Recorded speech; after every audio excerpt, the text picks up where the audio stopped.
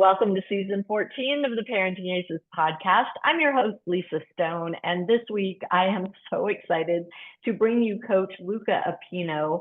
Luca is an Italian coach who has worked with players from Kim Clijsters to Rafael Nadal to Andy Roddick to Donna Bekic, and is now working with some up-and-coming junior players, and he is just a font of knowledge. And before I bring him on, I do want to say a thank you to Charles Allen of Intense for connecting me and Luca.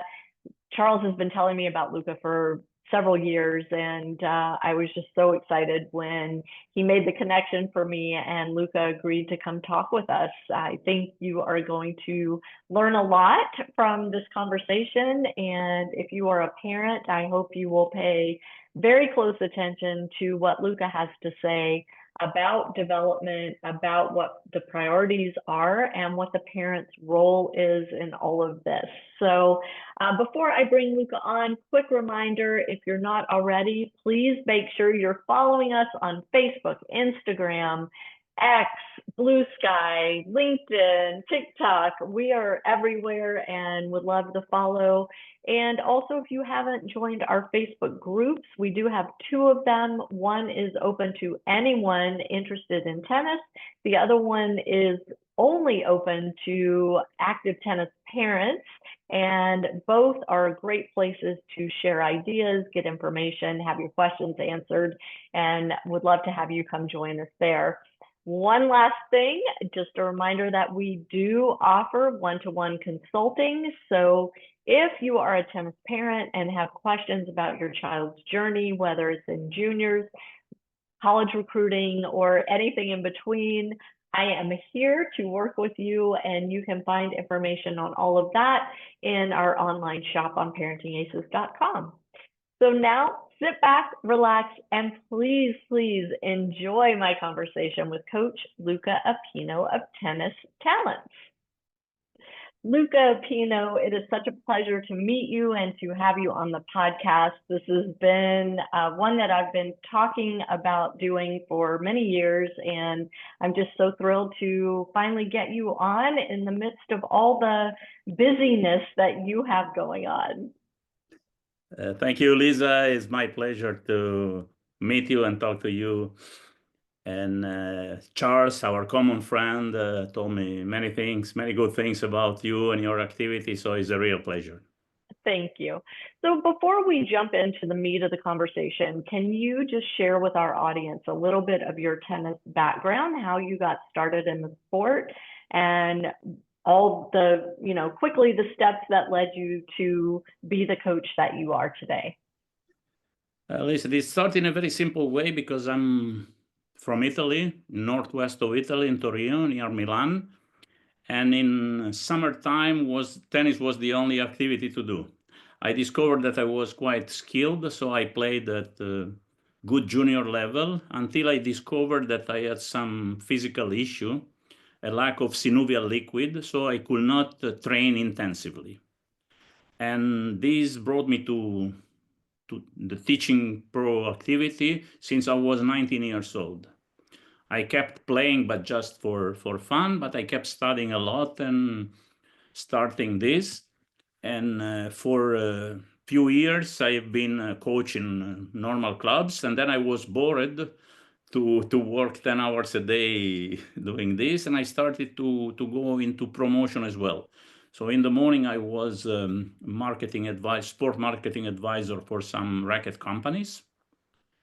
And then for the following years, I divided my job between the two activities that ended up to work for Babolat, the racket brand, as I was international sport marketing director. And business to put some players under contract. The issue was that the budget was very limited, so I had not the money to pay a contract to Agassi or Sampras or player of this kind, and so I decided to go to junior events all around the world to discover future stars. So with my previous studies and having the confrontation with some of top players, because you have to know that Babolat at the top at that time was providing natural gut strings for 8 out of the top 10 players in the world. So I was sharing from my club activity, I would say recreational player or local competitive juniors. And on the other side, I was very often in contact with top coaches and top players. They didn't see me as a competitor, but just an advisor and as assistant for the strings and the racket. So this made me decide to go into these junior tournaments and try to find a way to discover the future stars. So I set up a method that I called Tennis Talents. And I was lucky enough that in 10 years, I discovered and put under contract 5 players that were aged between 11 and 15 years old that afterwards became #1 in the world. And another 10, 15 out of few hundred, so became top 100. So I did this job. That's so impressive. I did this job for 10 years. And then I wanted to go back into coaching. And I worked at the beginning with some junior players. Then meanwhile, I was studying, after discovering the talent, how you can make a talent become the best possible version of himself. And I started to work with Kaia Kanepi, that is an Estonian player that was around 8 in the world. And with this system methodology, 7 months later, she was in the top 20. Wow.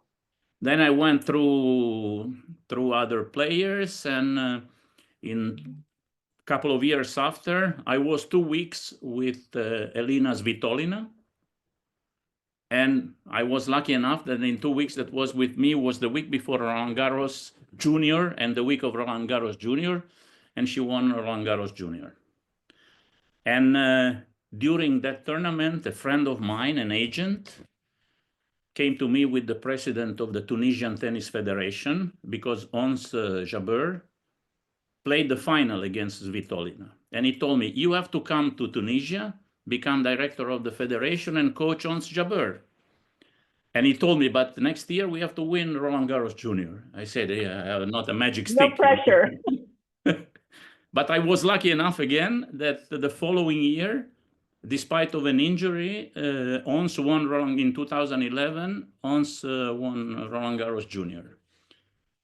Then, unfortunately, the revolution came in Tunisia, and I had to leave the country because I was there with my family. My kids were studying at the French school, and it was not safe, I would say, from many different points of view to stay there. So I moved to Croatia, where I was coaching Pavic and taking him from 500 in the world to qualify in Roland Garros and Wimbledon. And then I decided, after few experience with other players, to concentrate myself on juniors aged from 10 to 17, 18 years old. Because I discovered that from the age of 14, 15, or even later, there was too much to fix. And the real foundations of the game, you put them when they are 10 to 14. When they reach a certain level, I let them go. And also having more than one player in this, what I call the coaching consulting program, it gives me the freedom. If I see someone that is not able to progress towards a very high level, to say, I'm sorry, I cannot help you anymore. And when you are a coach that you have, only one player, it's tough to say the truth, because you don't want to lose the client. Right. So somebody's got to pay the bills. Then I did I do a lot of workshops for coaches and seminars, speakers, but I do a very few group camps. I would say no more than 3-4 weeks per year. And the rest, I work individually. I have one Italian girl that is an interesting prospect that was playing here in Rome, with who I spend almost half year. and the rest of the time is split between players and their local coaches, because I believe that it's better, especially for the little kids, to keep them where they live with their local coach. I bring some international experience consulting the parents, and drive this project from a local perspective on. I love that. Sorry for being a bit long. No, it's good. It's good. It gives us an idea of your background and where your focus is. And I want to just the name of the players, because maybe someone say, oh, this guy is bullshitting. The players I signed, people can verify that we're playing with Babolat. The first I signed was Kim Clijsters when she was 13 years old. The second one was Nadal when he was 11 years old. Then there was Andy Roddick, Dinara Safina, and Caroline Wozniacki. So you've got the eye. It's not only the eye. There is a method and there is a percentage of luck, of course. Well, true. But I wanted to just ask you about that. We call it talent identification here. When you're out scoping players, junior players especially, I know there's that X factor that, everybody talks about, just kind of the it thing that you can't really put your finger on. But for you, there were also some very tangible things that you looked for. Can you talk a little bit about what those things are? Let's say that the most important quality for a tennis player is what is called the ball feel. Because this is really something, so the ability to control a ball through a racket. Because everyone can be very, very good, very prepared athletically, mentally. But in tennis, at the end of the story, you have to hit the ball with a racket. Yeah. So what are you looking for to determine if somebody's got good ball feel? For example, is the methodology that I use in tennis talents, that everything starts from the outcome. In tennis, what matters is where and how the ball goes, right? So from, let's say, basic red level up to top professionals with different degrees of speed and precision, but this is what you have to achieve. And if players are able to control, at the beginning from short distance at low speed up to bigger distance and higher speed, this with a good degree of consistency, and I have some tests that I'm doing, this is a sign. So the very first that is the prerequisite of this is the impact accuracy. So the ability to hit the ball in the sweet spot. Mm-hmm. And so when you're saying outcome, you're not talking win or lose. You're talking putting the ball in the same place over and over and over again in the same way, and having repeatable swing patterns, repeatable shots, repeatable spin. Am I summarizing that properly? Is where and how the ball goes. Is not always to repeat the same thing, because in tennis is a situational sport. Mm-hmm. You play maybe 10 forehands and they are not the same. Why? For example, you play cross court, but you don't want to play unless you rally with your boyfriend or girlfriend. You want to put the opponent in trouble. So maybe sometimes you play a cross court a bit shorter and wider, sometimes higher and deeper. So it's the intention that you put behind the shots, and this ability to match what you are doing with what was your intention. Got it. So being able to make that split-second decision of, I want to hit the ball here in this way, and then actually being able to implement that. Yeah.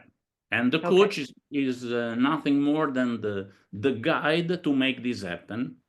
I call these methodologies based out on reversed pedagogy, because we are not teaching one standard fits all movement, but we teach ways to play tennis. And it starts again from the outcome. I give you a very simple example.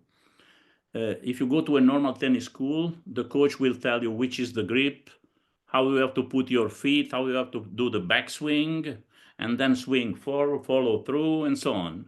Where the ball goes is not that relevant as far as you do a nice movement. But with my gray hair, I never heard the referee saying 15 love because you play a very nice shot. Because it Either was you pretty. win the point or you lose it. Right. So a simple first drill can be, I give you the ball with my hands or with my racket, and you have to send it back to me. I show you roughly how to do it, and then you have to make it happen. Short distance, very low speed, and then you complicate.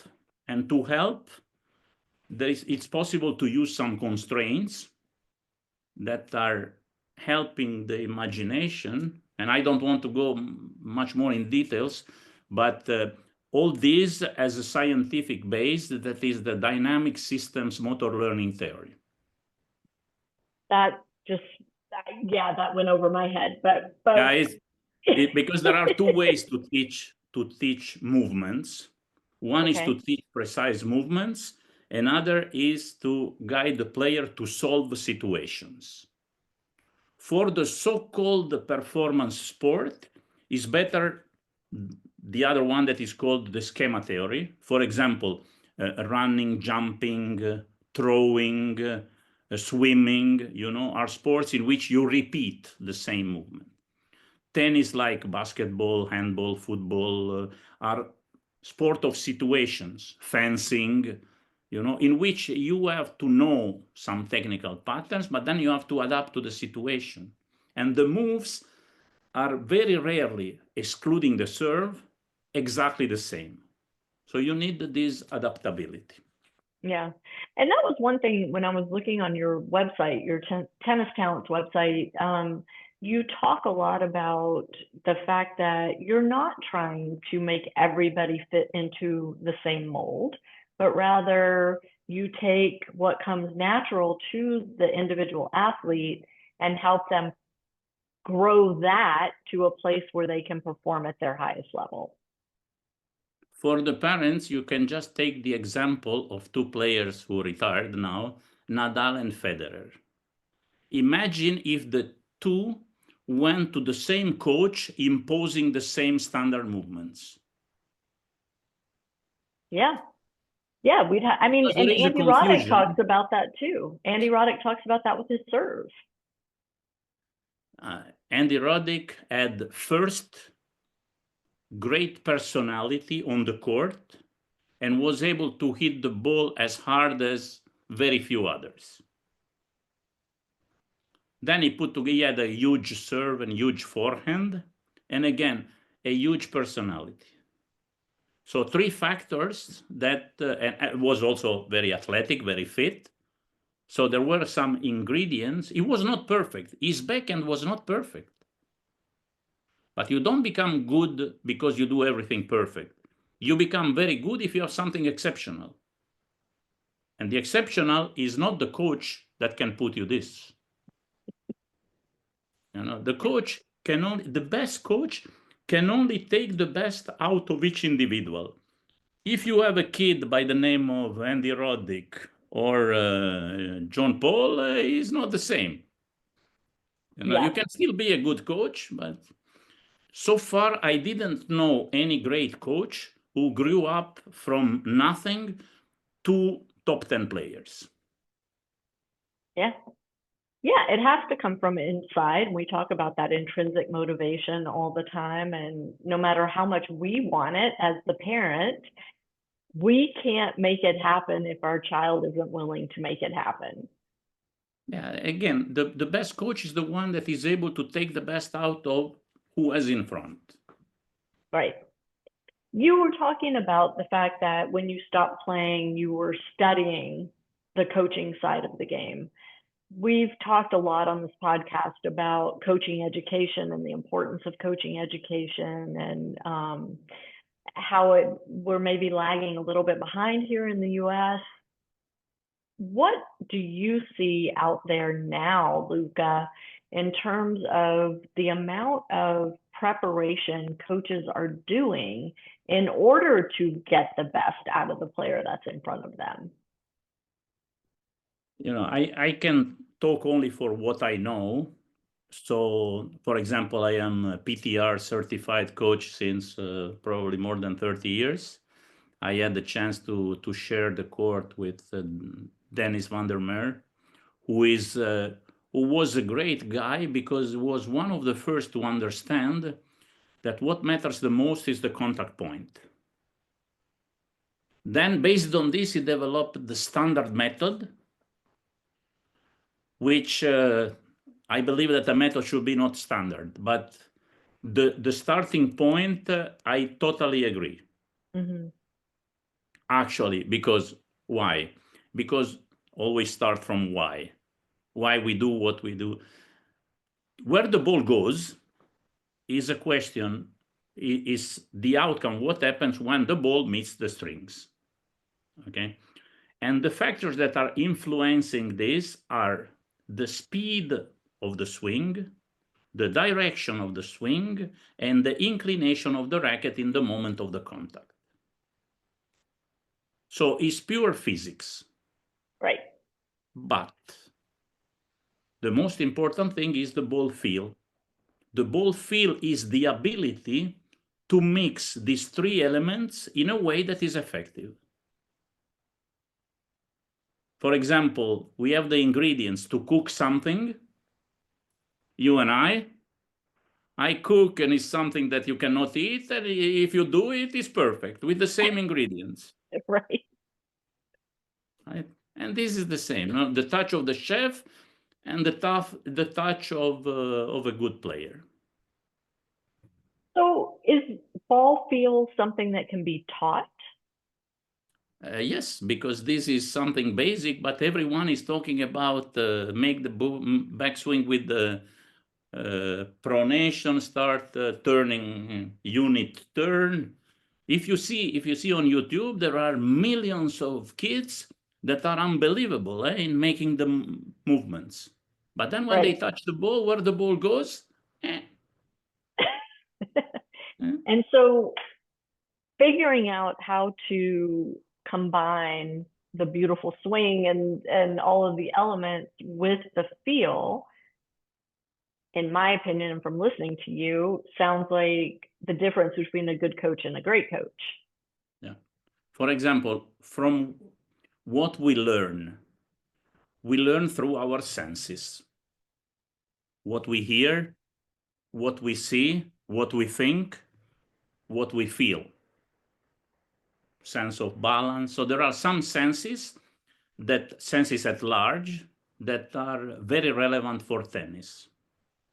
And a way to develop the skills is through differentiation and stabilization. Can you define those for us? For example, if you want to control the speed of the ball, you should not play at an average speed and repeat the same. You should first differentiate. So what is a slow speed? What is a very high speed? What is a medium speed? And you mix up the speed. In this way, you increase your proprioception, so the way your body moves, and you increase the ball feel. Then if you associate this, for example, with the height, with the shape of the trajectory. Okay, now hit, for example, low and slow, very high and medium speed, mid-height and very high speed. The combination of all this improve the player's skills. And then once you make all this differentiation, you stabilize what you want. And the stabilization comes through repetition? Is through repetition, of course, because in the way of training, what is training? Is repetition. In terms of quantity and in terms of quality. The quantity is clear. The quality, you need an expert to define if it's quality. Okay, and in the quality, I put also the emotions, because we learn a lot through our emotions. And if the learning process, for example, of a new ability is associated with a positive emotion, this will stay. If the learning process of an ability is associated with a bad feeling, it will stay. So this also is very important, to go progressively, to facilitate from easy to complicate. You put someone to serve, an adult, beginner, you put it behind the baseline. It's very tough that he's gonna put the ball in the service box. So maybe you do it the last 10 minutes of the lesson. So mentally, okay, last 10 minutes not very important. Outcome, very difficult to achieve because, it's quite complicated, to put together the movement of the serve. So either you do like this or it's complicated. So you facilitate at the beginning, you put 2-3 meters from the service box, you teach the movement, boom, boom, boom, and you see that there is an outcome. And progressively you step backwards. And in this way, not only the learning process is facilitated from a tactical and technical point of view, but also mentally. Don't do the serve the last 10 minutes of the lesson. Maybe you start the lesson with the serve. Maybe you do it in the middle. Maybe you split it in 2-3 times during the lesson. This is also a question of planning of the coach that, very often all around the world, I'm not talking for US, you go to your lesson and the coach say, okay, today we are going to do this, this, and that. Have you a plan? Have you something in writing? Most of the cases, no. You define priorities by period? No. You do a little bit of everything? It could be. What stays? Nothing. Yeah, it's a problem, and it kind of leads me to my next question, which is, for a parent that's looking for quality coaching for their junior player, what questions should the parent be asking, and what things should the parent be looking for when hopefully they're observing this coach teaching before they actually engage them to work with their child? The first thing is logic and common sense. Because sometimes we go too much into details before having a look at the global picture. So if you are an average, well-educated parent, and it seems that what he's doing is logic, fine. Otherwise, you ask. And if you have doubts, ask. Otherwise, it's difficult. You ask eventually the project, you ask if there is a methodology, why they do what they do. Because always everyone knows what he's doing. Sometimes they don't know why they do it. That is very true. And I remember when my son was in juniors and he was the kid always asking why, and it drove his coaches crazy. Why are you having me do this drill? Why am I supposed to, make contact here? Why am I hitting the ball in this spot? And the coaches went nuts. But, and as a parent, it's very difficult to parent a child, by the way, who always asks why. Right. You have to reverse the concept. Always think about the outcome. Why you go to school? Why you study something? Because you have an outcome in mind. You want to get a job in the future. To get a job, you need to know something. To be certified that you know something, you need to have a degree in some specific topics. And that's it, So there is a logic in the process. In tennis, you want to become a champion. Thank you. It's not this, Right. But I think what's sometimes challenging from the parent side is, let's say when our child first starts out at age 5, 6, they're out having fun with their friends, hitting balls on the tennis court.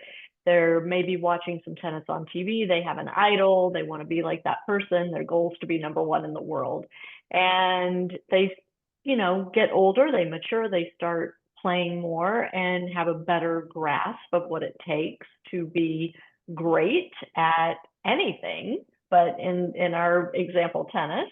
And maybe that goal shifts. Maybe I I don't think I want to work, and I maybe don't have the natural gift to be number one in the world, but I'd like to be a really good college player, or I'd like to be a really good player as an adult so that I can go out on the court and have fun with my business associates or my friends or my family.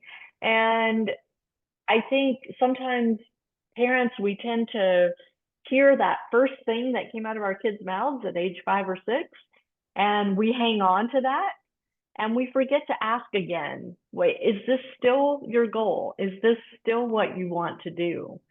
And I think sometimes the coaches, they get stuck in a goal of a 5-year-old as opposed to adjusting what they're doing and how they're teaching the game based on the goal of a 12-year-old or an 18-year-old that maybe has different things in mind that are important to them. Let's say this. Imagine you want to climb Everest Mountain, or you want to climb the hill right next to your house. It's still a journey, but it's completely different. So you have to be clear more as a parent than as a kid, where you want to go, what is your final outcome. And you start accordingly. Because if you want to go to climb Everest Mountain, maybe you have to think that you have to buy some plane tickets to go to Nepal and do the other steps. If you want to go climb your hill, you just find in your locker a pair of Mizuno shoes. Nice plug. And you go out, you put the light wind jacket and you go. So this is the first. How can you decide this? This is something individual, You have to have this feeling, you have to have this. You have to see that your kids somehow, even not with great instruction, but succeed, is one of the best of the group, is one of the best of the club. He plays some small tournaments, is one of the best of the province, of the city, of the province, of the region, national, and so on. Because when parents or other people tell me results are not important, I say it's bullshit. Results are the fuel for the motivation. If you go to play 10 tournaments and you lose 9 times first round, how can your motivation be? It's true that you should not aim for very short-term results, because a player can only be as good as his ability to consistently improve. I was talking with one coach and a parent, say, because my son, was Italian champion under 12. I said, fantastic, great, Italian champion under 12. In the last 40 years, only 3 of them became top 100 in the world. So you tell me your son won the Italian championships U12, you have a big chance that he's going nowhere. Unless he's able to keep improving and he finds, the right people behind, not to say, oh, you are a champion, you already know everything. Because this is a big obstacle sometimes for the kids or for the family. Why I have to change something if I'm succeeding?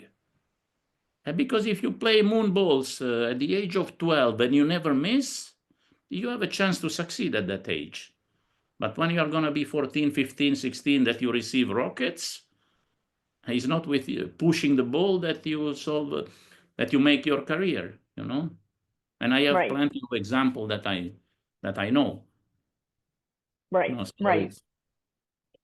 I want to switch gears a little bit, Luca, and I want to talk about the event that happens in Croatia every year that you were involved in. And I am not going to attempt to pronounce the name of it because I will butcher it, but I'm going to let you talk a little bit about it for our audience that may not know this thing exists.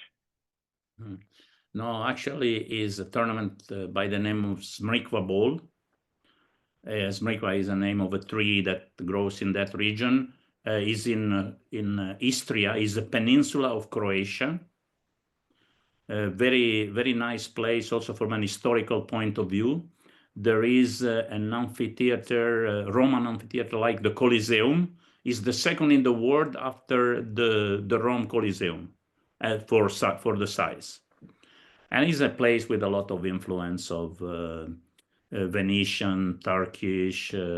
It's interesting place with a lot of culture. They have one of the best olive oil in the world. It's a nice place. This friend of mine that runs the event since more than 25 years has got very much affected by the war that split the countries in the Balkans. And so he decided, because at home they had a tennis club with 3 courts, he was thinking, and we were talking a lot about, how to avoid wars and stuff like that. And he said, maybe if I put together a tennis tournament, international, with kids and families coming from all over the world that become friends, it's not only a tournament, it's a real happening. There is one day called the Ambassador Day, another day in which everyone is putting some soil to plant an olive tree as a symbol of peace. Say some of these kids will become one day tennis players. Other maybe will become ministers or politicians in some countries. And if they remember that they had friends from totally different countries, maybe before shooting a bomb or taking a bad action against the others, they think about that. And so he started, involving kids of few countries. And now I don't want to say, because he's very, very precise, him with probably more than 50, 60 countries already at kids, every year coming from Japan, Australia, from all over the world. And they have this night competition that became somehow famous. And players like Alcaraz, Musetti, Rune, Dona Vekic, and many others passed through these tournaments, and more. So it's a nice experience and a very special event. Again, not only about tennis. They also play one game called the Igra at the end in doubles to have fun mixing up. They can play boys, girls. It's a very nice event. It's held the first week of Wimbledon every year. And to participate is kind of long process, because he cares not only that the kids are good, but that the families are good people. They don't want parents shouting, so you need to be introduced by some ambassadors that are previous kids who already played the Smrikva Ball, that you have to find, through your, every family has to find through their tennis connection. That's so cool. And what is your involvement in the event now? No, I just, since the beginning of the tournament, more than 25 years, to help him, when he needs some sponsors, when he needs some advice, guidance. I say, you need, I don't know, one T-shirt signed by Nadal. Okay, I'll bring you. You need something, and I'll do it. That's very cool. It's a pleasure. We organize every year 1 or 2 weeks of training camps that we call the Smrikva Ball Tennis Talents Family Week. We spent 8-9 hours per day with the kids on court and off the court, together with the parents. You know that in some clubs, for example, the parents are not allowed to go in the court, are not allowed to watch, Yes. We believe, and I believe, that the parents have to be very much involved, because the more they are knowledgeable, the more they take the right decisions for their kids. And the more they are knowledgeable, the more they can create off the court, because as a coach, we have the kids 2, 3, 4, 5 hours per day, no more. And they have the kids at home all the rest of the day. And so we want as coaches that the informations that are passing are going in the same direction and not the opposite. Right. And I was just getting ready to ask you what you feel the role of the parent is in this tennis journey, beyond just making sure they understand what's happening on court between their child and their coach. What other pieces of this belong to the parent or belong mostly to the parent in order to have a successful journey through this sport? They have to take care of all the rest, because let's say the activity on the court, the technical, tactical stuff on the court should fit the player's needs. And so this is the role of the coach to make it happen. But scheduling, how to combine school with training, so education with training, the logistics, where and how to train, where and how is possible to play tournaments, because some parents have more freedom, some others have more constraints, maybe other kids and so on. The financial part, unfortunately, tennis is very expensive if you want to go the long way properly. So it's important. It's important to be in a place where you can have the sparring. So I said before, the logistics. If you live in a small island lost somewhere, then it's difficult, So everything that is related to this, also because when you have a kid 10 years old, it's not the coach traveling with the kid all the time. So you have to take care also of this part. You have to discuss with the coach the planning, how much we train, how much. I was just before having this nice meeting with you. I was having a meeting with a parent to plan the activity, always force the parents to make sure that rest is as important than playing, according again to the age and the tournaments, who is going there, where, how, this. And in this tournament we play singles and doubles, and in the other one we play only singles. Then we have a week with the federation. So you have to be attentive as a parent, because also has to distinguish the teaching pro from the coach. Okay. The teaching pro is nice to meet you. We start the hour, 1 hour, 2 hours, 3 hours, whatever it is. End of the lesson. Goodbye. See you tomorrow or in 2 days. The coach is someone that is taking care of on and off the court, in the sense creating this link either with the player according to the age and the parents for the overall follow-up. Then you can have one extreme is the full-time coach.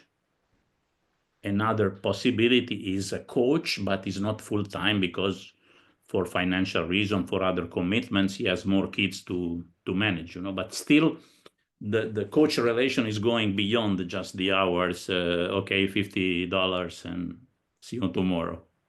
Yeah. And I think that's a really important distinction for families to understand, that, taking your child for drills twice a week and expecting that person who's teaching those drills then to manage all these other aspects of your child's tennis development maybe isn't so realistic. There is, you have to make that commitment as a family. The child has to make the commitment, but the parents also have to make the commitment that they want a coach who is managing all of these aspects on and off the court and is willing to work with the family to make it happen for that particular child, and that the child is committed to making it happen for themselves, right? Yeah. But then, of course, when we are talking about coach, we are talking about players that are training almost every day. Exactly. Someone is playing 2-3 times a week. This is recreational tennis. At what point does it become, at what age should a child who is wanting to pursue tennis as a long-term goal make that shift from 1 or 2 times a week for fun with their friends versus the daily training in and out? What age does that? To give you some numbers, because Tennis Talents Method is as a scientific approach. It's not the invention. So datas are important, are not everything, but are important. You have to know that there are kids 10 years, the best kids 10 years old around the world are training from 12 to 20 hours per week. Tennis, fitness, other sports maybe. It should not be only tennis, but 10 to 20 hours. So this is already something to take in consideration.